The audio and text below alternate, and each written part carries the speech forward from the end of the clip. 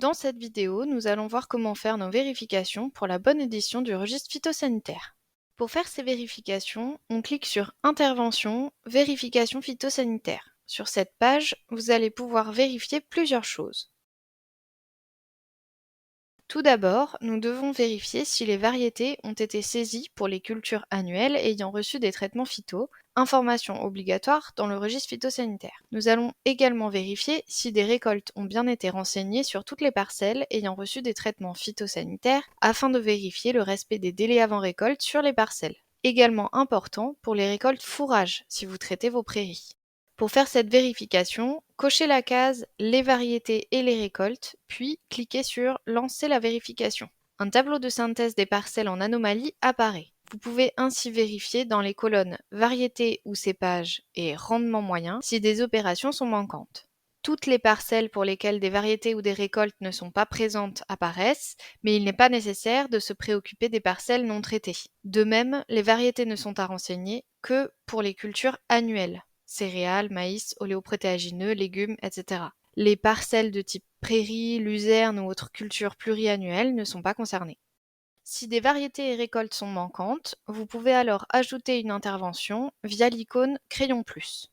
Pour ajouter une variété, il vous faut saisir une intervention de semi-classique et préciser la variété comme produit de l'intervention.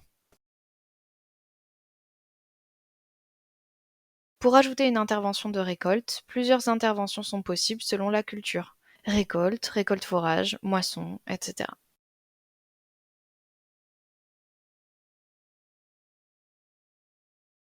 Nous allons maintenant voir la partie qui nous intéresse le plus, la vérification des traitements phytosanitaires. Mes parcelles vérifient le respect des autorisations de mise sur le marché, AMM, de chaque produit utilisé.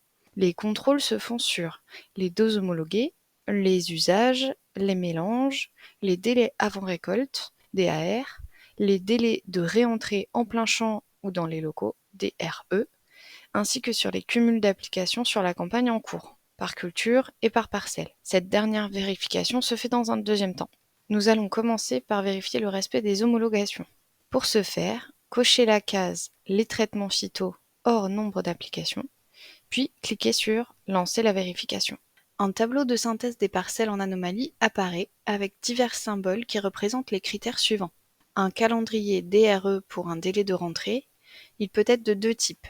Rouge s'il n'est pas respecté, orange dans le cas où plusieurs interventions ont eu lieu à la même date et mes parcelles n'est pas sûre de l'ordre dans lequel elles ont été réalisées. Par exemple, une fertilisation ou un semis précédant une intervention phyto le même jour. Une fiole M pour un mélange interdit.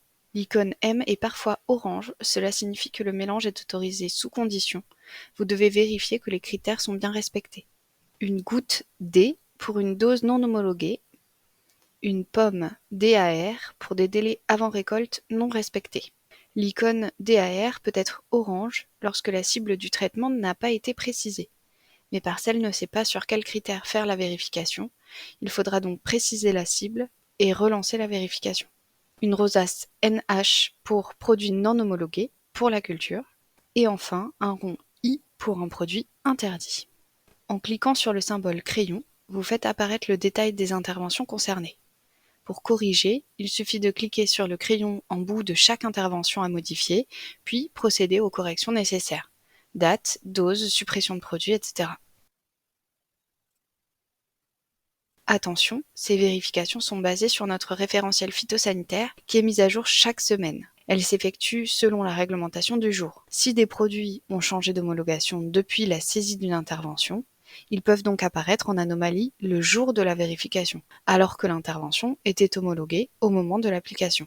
En cas de doute, vous pouvez vous rapprocher de votre conseiller ou votre fournisseur. Nous allons terminer nos vérifications par celles qui concernent le nombre d'applications des produits sur la campagne. Pour ce faire, cochez la case Les traitements phyto nombre d'applications, puis cliquez sur Lancer la vérification. Le tableau affiché fait apparaître chaque parcelle avec les interventions concernées par le dépassement de nombre d'applications du produit ou de la matière active. Pour consulter le type d'anomalie relevée, placez le curseur de votre souris sur la pastille rouge, cela affiche le détail de l'anomalie. Dans notre exemple, nous voyons que pour le traitement herbicide sur blé, le nombre d'applications maximales est dépassé pour l'allier, On nous indique le même dépassement concernant l'application de Nishin sur maïs. Toutefois, il y a un petit i à côté de la pastille rouge. En cliquant dessus, on voit que le fractionnement est possible pour ce produit. Enfin, si l'on regarde pour le pic, nous voyons que nous avons dépassé le cumul de matière active possible sur le cycle cultural et la dose homologuée par application.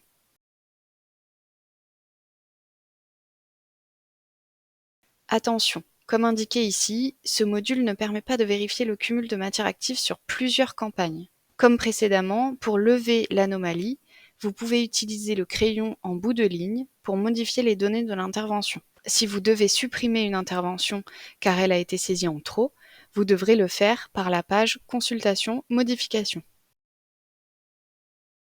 Cela peut arriver que deux produits en mélange aient été saisis dans deux interventions différentes à la même date, au lieu d'une seule intervention. Dans ce cas, vous aurez une alerte sur le DRE et potentiellement une alerte sur le nombre d'applications. Si vous rencontrez ce cas, il faudra donc modifier l'une des deux interventions et y ajouter le produit en mélange, puis supprimer l'intervention en trop depuis la page Intervention, Consultation, Modification.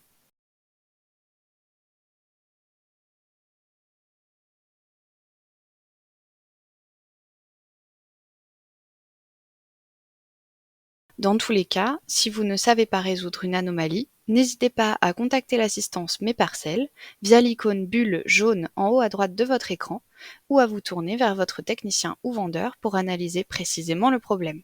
Vous savez désormais comment faire vos vérifications phytosanitaires sur Mes Parcelles et pouvez éditer votre registre phytosanitaire en toute sécurité. À bientôt pour un prochain tutoriel vidéo.